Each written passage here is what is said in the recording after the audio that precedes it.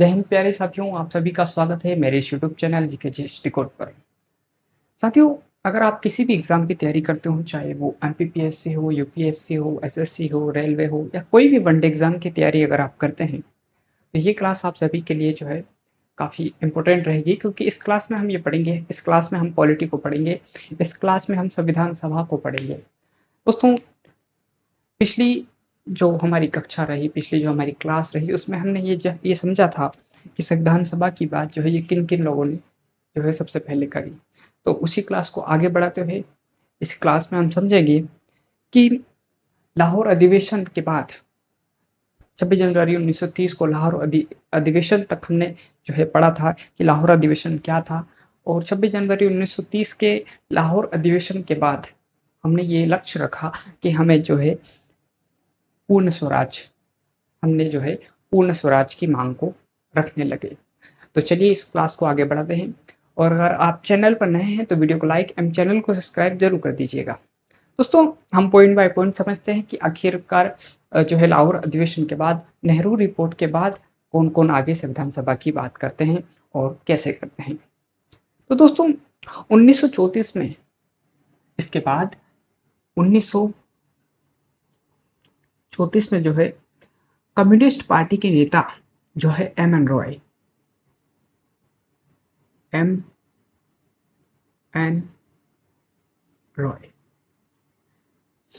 1934 में दोस्तों communist party के जो नेता थे एम एन रॉय जी, उन्होंने पहली बार संविधान सभा की औपचारिक रूप से, यानी कि ऑफिशियली रूप से उन्होंने एक लेटर पर लिख कर दिया अंग्रेजों को कि भाई अंग्रेज जी, आप हमें क्या दीजिए, आप हमें संविधान सभा बनाकर दीजिए। इन्होंने 1934 में एम एन रॉय जी ने ऑफिशियली रूप से, कैसे ऑफिशियली ऑफिशियल रूप से, यानी कि औपचारिक रूप से,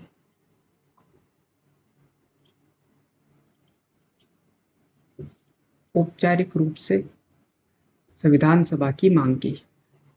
संविधान सभा की मांग की किसने की थी? वो की थी 1934 में एम एन रॉय जी ने। ये क्या थे दोस्तों? एम एन रॉय जी संविधान सभा के जो है, संविधान सभा से पहले ये कम्युनिस्ट पार्टी के नेता थे, और इनकी एक विचारधारा भी रही है जो रही थी मार्क्सवादी विचारधारा। मैं यहाँ पर लिख देता हूँ,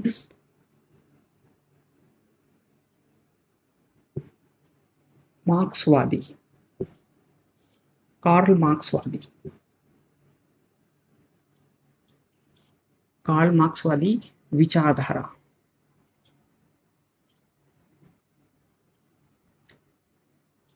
ये जो ये जो हैं, ये कार्ल मार्क्सवादी विचारधारा से प्रेरित थे। यानी कि ये विचारधारा क्या है? कार्ल मार्क्सवादी विचारधारा क्या है? दोस्तों, ये विचारधारा है कि गरीबों एवं असहाय वर्गों की सहायता करना, उनके ऊपर बात करना। यानी कि सर्वहार वर्ग की बात इसमें की जाती है। किसमें? सर्वहार वर्ग। जब आप हिस्ट्री में पढ़ेंगे तब आपको समझ में आएगा कि कार्ल मार्क्सवादी विचारधारा क्या है। इसमें बोला गया है कि हम सर्वहार वर्ग की बात करते हैं, हम सभी को लेकर चलते हैं। सर्वहार वर्ग, सर्वहार वर्ग की बात कौन करते हैं? कार्ल मार्क्सवादी विचारधारा के लोग, जो कि इनसे प्रेरित थे एम एन रॉय जी। तो इन्होंने 1934 में दोस्तों ऑफिशियली रूप से, यानी कि औपचारिक रूप से एक लेटर में लिख कर दिया अंग्रेजों को कि भई अंग्रेज जी, आप हमें क्या दीजिए, संविधान सभा बनाकर दीजिए। तो इसके बाद 1934 के बाद फिर आते हैं हमारे पंडित नेहरू जी।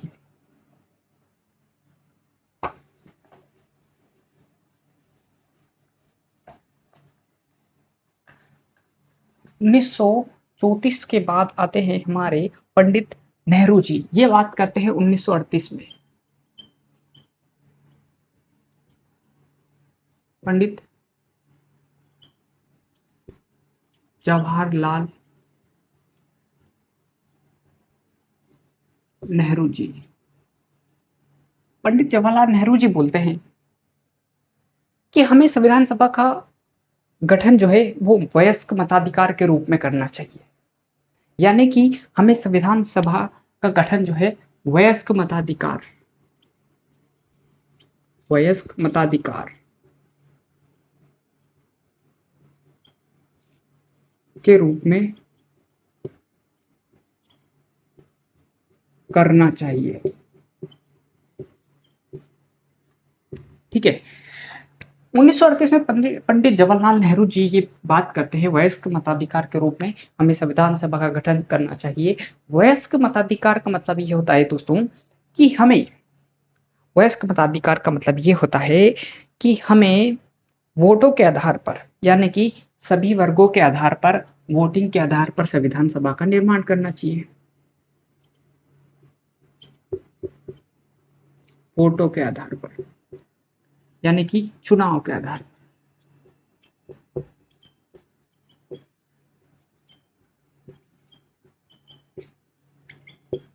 ये बात किसने कही? ये बात पंडित जवाहरलाल नेहरू जी ने कही कि 1938 में हमें वयस्क मताधिकार के रूप में संविधान सभा का गठन चाहिए।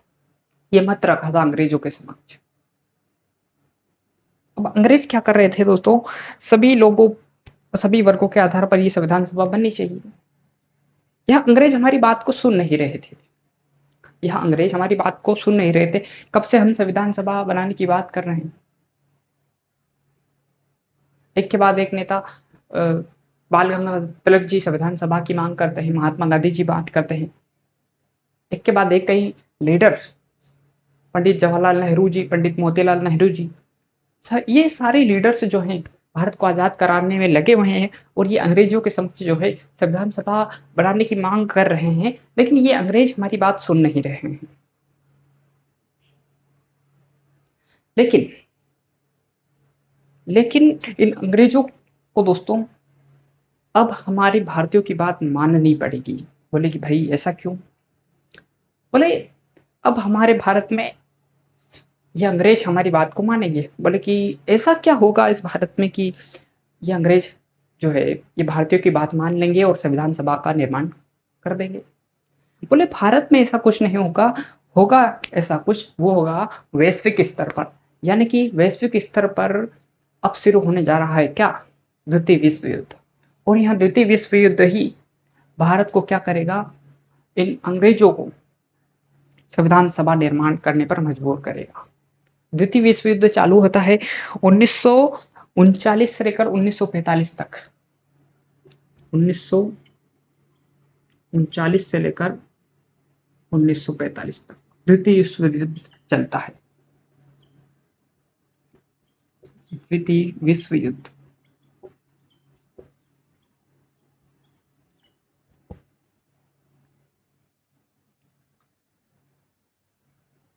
वयस्क मताधिकार, ये जो क्वेश्चन दोस्तों ये जो पूछा गया था एमपीपीएससी 2021 में, आप उठाकर देख लीजिएगा दोस्तों। अब वैश्विक स्तर पर यानी कि विश्व में शुरू हो चुका है 1939 से 1945 तक विश्व में युद्ध चलता है, द्वितीय विश्व युद्ध। अब क्या है? अब अंग्रेजों को हमारी जरूरत पड़ेगी, क्योंकि अंग्रेजों को लड़ना है तो सेना की जरूरत पड़ेगी। और सेना कहाँ से आएगी? सेना भारतीय बनेगी। तो प्रथम विश्व युद्ध में तो महात्मा गांधी जी ने इन अंग्रेजों का पूर्ण रूप से साथ दिया था। महात्मा गांधी जी ने अंग्रेजों का बहुत साथ दिया था, लेकिन जैसे ही अंग्रेजों ने अपना रंग दिखाया, जलियांवाला बाग हत्याकांड किया, महात्मा गांधी जी ने तभी ठान लिया कि अब अंग्रेजों का साथ नहीं देना है। लेकिन द्वितीय विश्व युद्ध में इन अंग्रेजों को अब भारतीयों की क्या है जरूरत पड़ने लगी। जैसे आपके घर में आप ही हो, आपको कोई वैल्यू नहीं, आपके कोई वैल्यू नहीं दे रहा है, आपको बोल रहा है कि जाओ पोछा लगा दो, झाड़ू वाड़ू कर दो। लेकिन जैसे ही घर वालों को आपकी जरूरत पड़ जाए, तब आपको लगता कि अरे वाह, मैं ही हूँ वो राजकुमार, वो राजकुमारी जिसको मेरी जरूरत है। अब मेरी जरूरत किनको है? मेरे घर वालों को। तो भारतीय भारतीय क्या है? अब भारतीय खुश होने लगे कि भाई अब तो हम अंग्रेजों को मना कर ही रहेंगे। अब तो दबाव में आकर भी अंग्रेजों को क्या करना पड़ेगा? अब इनको अंग्रेजों को हमारी जरूरत है, भारतीयों की जरूरत है, इसलिए अब हम इनके सामने झुकेंगे नहीं। ये बात भारतीयों को समझ में आ गई। अब अंग्रेजों ने पहली बार ऑफिशियली रूप से ये स्वीकार किया कि हम आपको संविधान सभा बना कर देंगे।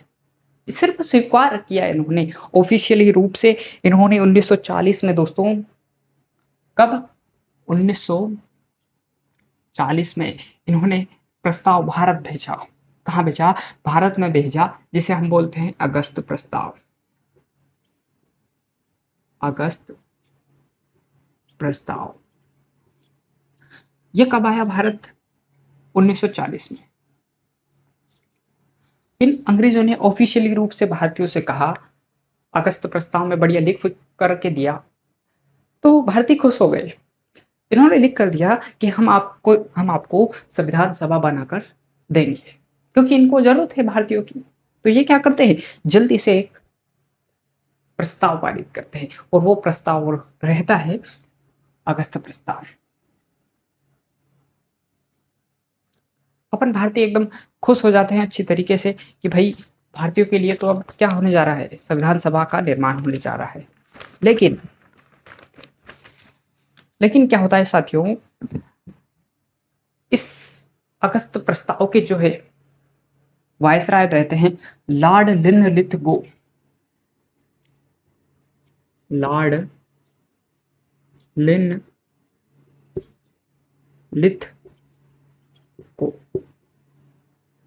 ये वायसराय जो है ये भारतीयों से बोलता है कि भारतीयों बोले कि हाँ बोलिए, आपको हम संविधान सभा बनाकर देंगे।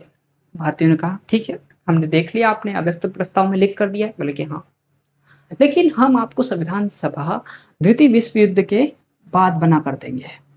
कब देंगे? द्वितीय विश्व युद्ध के बाद।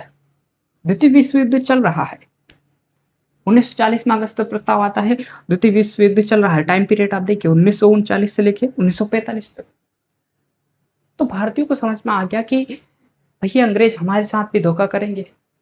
क्या सबूत है कि ये द्वितीय विश्व युद्ध समाप्त हो जाने के बाद हमें संविधान सभा दे दें? हो सकता है ये विश्व युद्ध जीत जाए और शक्तिशाली बन जाए और भारत पर और शासन करे। तो भारतीयों ने क्या किया? भारतीयों ने समझौता नहीं किया, भारतीयों ने इसका भी विरोध किया, यानी कि इस प्रस्ताव को भी क्या किया? अस्वीकार कर दिया। ये भी आप याद रखिएगा, अस्वीकार कर दिया। इस प्रस्ताव को क्या कर दिया? भारतीयों ने मना कर दिया। भारतीय राष्ट्रीय कांग्रेस ने भी इस प्रस्ताव को, अगस्त प्रस्ताव को जो है मना कर दिया।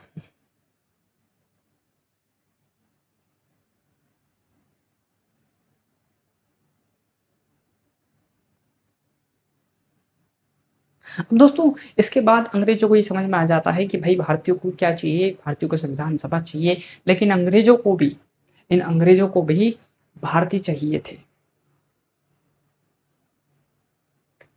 महात्मा गांधी जी ने जो है दूसरी बार जो द्वितीय विश्व युद्ध हुआ उसमें अंग्रेजों का साथ नहीं दिया। अब अंग्रेज भाई थोड़े थोड़े तो चिढ़ने लगे कि भाई भारतीय हमारा साथ नहीं दे रहे हैं।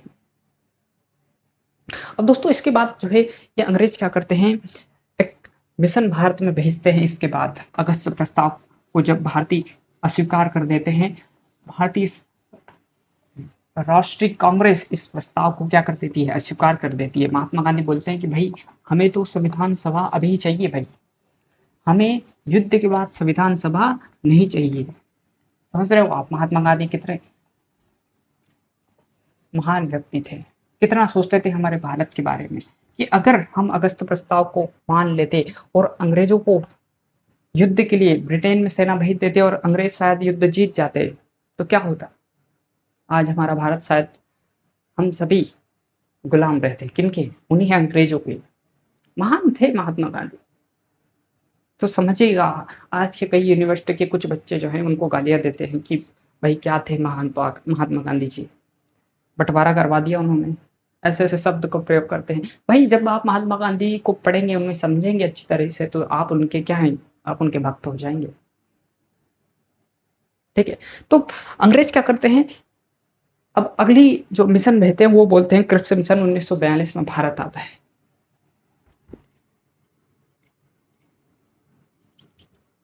क्रिप्स मिशन या प्रस्ताव। क्रिप्स प्रस्ताव जो है भारत आता है और इसके जो अध्यक्ष हैं Stafford Cripps. Stafford Stafford Cripps Stafford Cripps इस प्रस्ताव को लेकर जो है भारत आता है। और ये क्रिप्स प्रस्ताव जो है ये भारत कब आता है 1942 में, 40 के बाद 1942।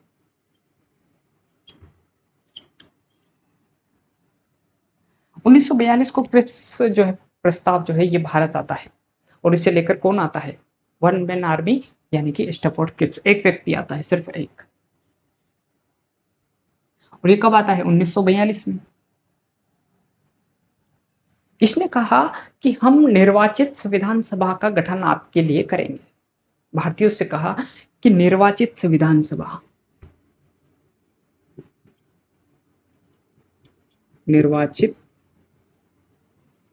संविधान सभा का गठन करेंगे।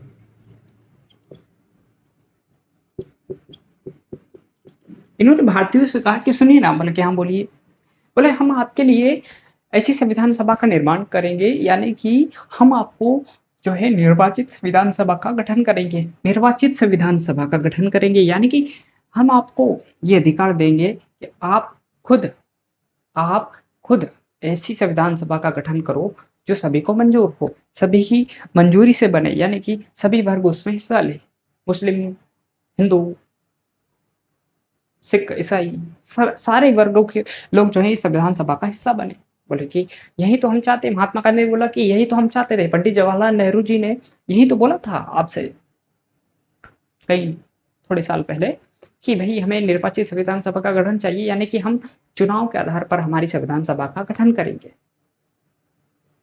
तो ये क्रिप्स प्रस्ताव में जो है निर्वाचित संविधान सभा का गठन करेंगे, ऐसा इसने बोला, ऐसा बोला अध्यक्ष जो स्टैफोर्ड क्रिप्स ने। लेकिन दोस्तों इसने भी क्या कहा कि हम आपको संविधान सभा जो है युद्ध के बाद बना कर देंगे। 1942 में भी जब ये स्टैफोर्ड क्रिप्स भारत आता है तो इसने भी कह दिया कि हम जो है युद्ध के बाद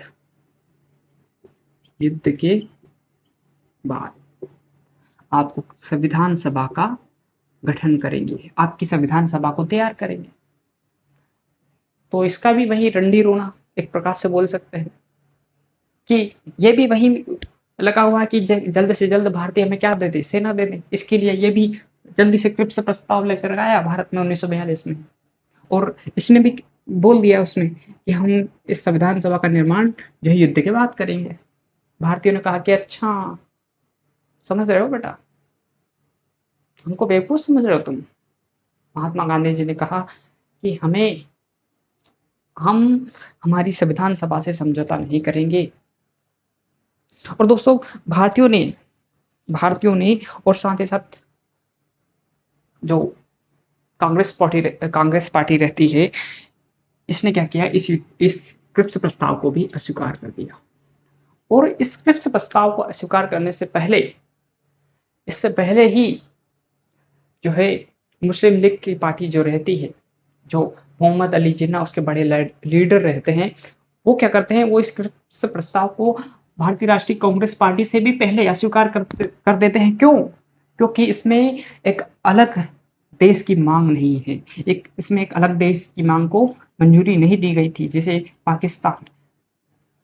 मोहम्मद अली जिन्ना क्या करता है, वो शुरू से ही एक अलग देश बनाने की मांग पर अड़ा रहता है कि मुझे एक अलग देश चाहिए। और उस मांग को इस क्रिप्स प्रस्ताव में मंजूरी नहीं थी, तो उसने पहले ही मना कर दिया। भारतीय राष्ट्रीय कांग्रेस से पहले ही इस क्रिप्स प्रस्ताव को क्या कर दिया, मना कर दिया।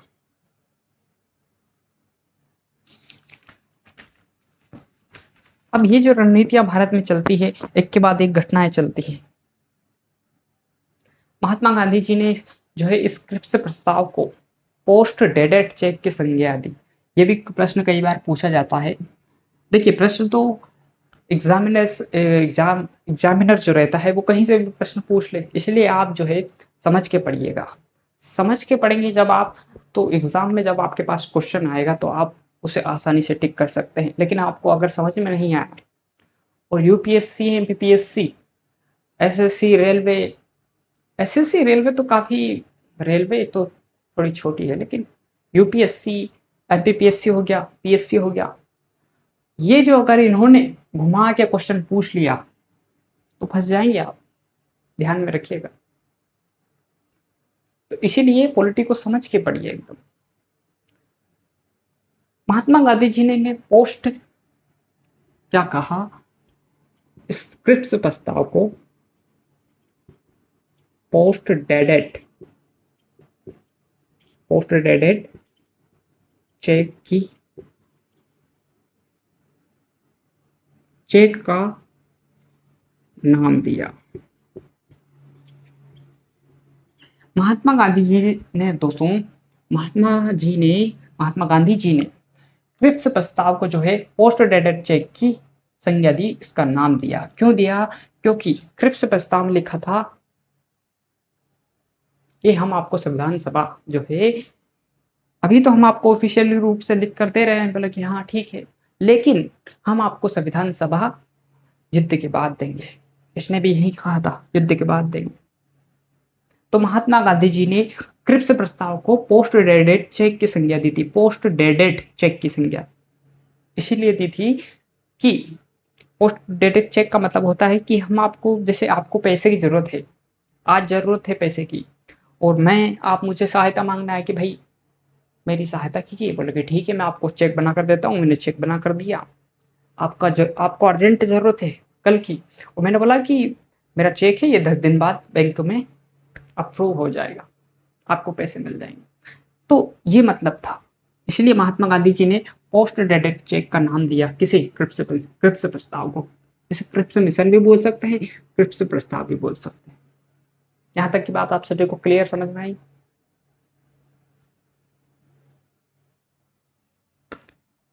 चलिए आगे बढ़ते हैं। देखिए, जब तक आप पॉलिटी में, जब तक हम किसी भी सब्जेक्ट को एक दूसरे सब्जेक्ट से इसके साथ कन्वर्ट नहीं करेंगे, उसके साथ नहीं जोड़ेंगे, उसके साथ नहीं पढ़ेंगे, तब तक हमें उस सब्जेक्ट को गहराई से समझ नहीं पाएंगे। जब तक हम पॉलिटी में हिस्ट्री को रिलेट नहीं करेंगे, तब तक आपको कुछ समझ में नहीं आएगा। आप सिर्फ रटते चले जाएंगे कि क्रिप्स प्रस्ताव क्या था, तो क्या फायदा आपका पढ़ने का। अगर किसी ने घुमा कर क्वेश्चन पूछ लिया, और यूपीएससी, एमपीपीएससी तो ऐसा ही करती है भी, घुमा के क्वेश्चन पूछती है, ठीक है, तो आप मन लगा कर पढ़िए। दोस्तों, द्वितीय विश्व युद्ध जैसे ही समाप्त होता है, द्वितीय विश्व युद्ध जैसे ही समाप्त होता है, तो अंग्रेजों के ऊपर जो है विश्व दबाव बनाने लग जाता है। विश्व कहता है कि भाई अंग्रेज तुम क्या कर रहे हो, तुम भारतीयों का शोषण कर रहे हो। विश्व क्या कहता है अंग्रेजों से, ब्रिटेन से बोलता है कि तुम भारतीयों का शोषण कर रहे हो, तुम उन पर अत्याचार कर रहे हो। ये बात जब उनको पता लगी, ये बात जब उनको पता लगी कि जब हमारे कई बड़े लीडर्स जो थे, क्रांतिकारी थे, वो बाहर जाकर अन्य देशों से मिले, जैसे सुभाष चंद्र बोस, ये हिटलर से जाकर मिले। अब मैं आपको एक बात और बता देता हूँ कि भारतीय लोग, कई भारतीय लोग बड़े बोलते हैं कि महात्मा गांधी जी ने हिटलर से सहायता लेने से क्यों मना कर दिया। चलिए इसके ऊपर थोड़ा सा चर्चा करते हैं कि महात्मा गांधी जी ने, महात्मा गांधी जी ने हिटलर से सहायता लेने से क्यों मना कर दिया। दोस्तों, महात्मा गांधी जी ने हिटलर से सहायता लेने से इसलिए मना कर दिया, महात्मा गांधी जी ने हिटलर से सहायता लेने से इसलिए मना कर दिया क्योंकि महात्मा गांधी जी को पता था कि अगर आज हमने 1942-43 में ही, अगर आज हमने इस हिटलर की सहायता ली, देखिए इन्होंने एक स्टेटमेंट दिया, इन्होंने इसलिए मना किया, इन्होंने कहा कि आज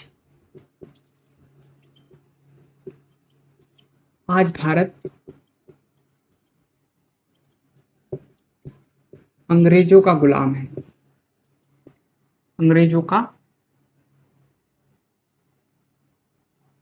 गुलाम है। यानी कि आज भारत को अंग्रेज शोषण कर रहे हैं, आज भारत में अंग्रेज शोषण कर रहे हैं, कल वही कार्य हिटलर करेगा। क्या भरोसा हिटलर का कि अगर हिटलर ने हमारा साथ दे दिया 1942 में,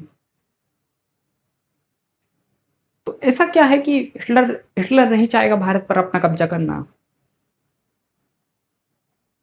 इसलिए महात्मा गांधी जी ने मना कर दिया हिटलर से सहायता लेने के लिए कि भाई अगर हिटलर से हम सहायता ले लेते हैं और हिटलर इन अंग्रेजों को भारत से जो है निकाल कर फेंक देते हैं,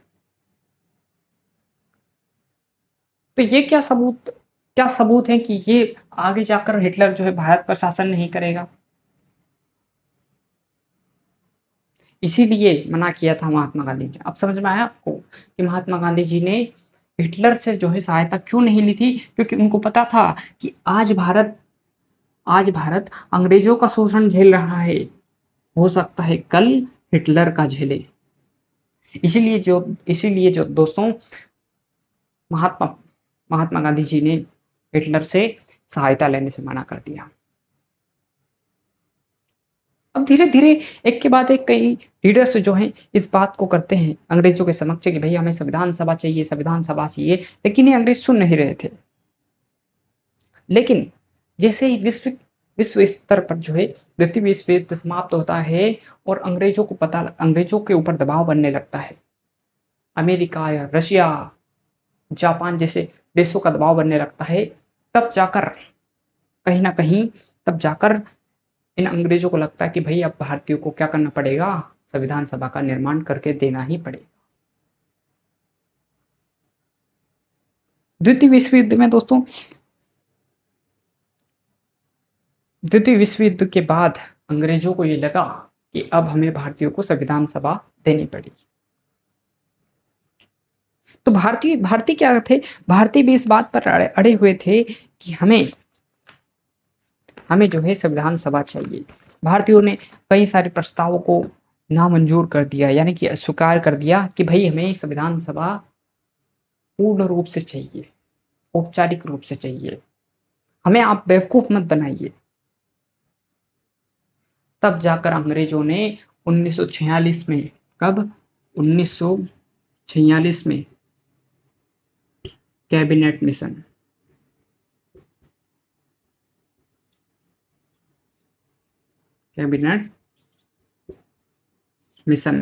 को मंजूरी देते हैं। यानी कि 1946 में अब अंग्रेज क्या है, कैबिनेट मिशन जिसके तहत हमारी संविधान सभा का निर्माण होगा ऑफिशियली रूप से। संविधान सभा का निर्माण होगा। हमारा शुक्रिया है द्वितीय विश्व युद्ध को कि द्वितीय विश्व युद्ध हुआ तब जाकर हमारा देश भारत आज़ाद हुआ। वरना इन अंग्रेजों को ये अंग्रेज छोड़ते नहीं हम भारतीयों को। इन अंग्रेजों को जब भारतीयों की सहायता महसूस हुई कि भई अब हमें क्या चाहिए, भारतीय बहुत बड़े थे, संख्या में काफ़ी थे, पॉपुलेशन में काफ़ी थे, इसलिए जब हमारी ज़रूरत इन अंग्रेजों को पड़ी, तब जाकर इन अंग्रेजों को समझ में आया, तब इन्होंने ऑफ़िशियली रूप से धीरे-धीरे स्वीकार करना चाहा कि भारतीयों को बोलने लगे कि हम आपको संविधान सभा का निर्माण करके देंगे। और इन्होंने ऑफ़िशियली रूप से कब कहा? 1946 में कहा कि हम आपको अब पूर्ण रूप से बनेगा संविधान सभा का निर्माण। संविधान सभा की बात इन्होंने अगली बार 1946 में कैबिनेट मिशन में कही। वो बात क्या कही, ये हम आपको अगली क्लास में बताएँगे। आज की क्लास को यहीं समाप्त करते हैं, लेकिन उससे पहले आपको ये क्लास कैसी लगी? आपको पॉलिटी में हिस्ट्री रिलेट करके हमने बताई, ये कैसी लगी? और हमारे जो मेरा पढ़ाने का तरीका है वो आपको कैसा लगा? ये आप मुझे कमेंट बॉक्स में ज़रूर बताइएगा। और ये भी बताइएगा, अपने दोस्तों को भी शेयर कीजिएगा कि भाई आप भी पॉलिटी को जो है अच्छे तरीके से एक्सप्लेन करके बेसिक से समझिए, ताकि आगे जाकर आप किसी भी एग्ज़ाम की तैयारी दें तो आप उसे फोड़ दें बिल्कुल। ठीक है? तो आज की क्लास को यहीं समाप्त करते हैं। वीडियो को लाइक करके जाइएगा और अगर आप इस वीडियो पर नए हैं, इस चैनल पर नए हैं, तो आप चैनल को सब्सक्राइब ज़रूर कर लीजिएगा। साथ ही साथ इस वीडियो को शेयर भी कीजिएगा, अपने दोस्तों को भी बताइएगा कि भई आपको पॉलिटी पढ़ना है। तो बेसिक से मैं पॉलिटी आपको पढ़ाने जा रहा हूँ। हमारे साथ ज़रूर जुड़िएगा और दोस्तों को भी शेयर ज़रूर कीजिएगा। जय हिंद, जय भारत।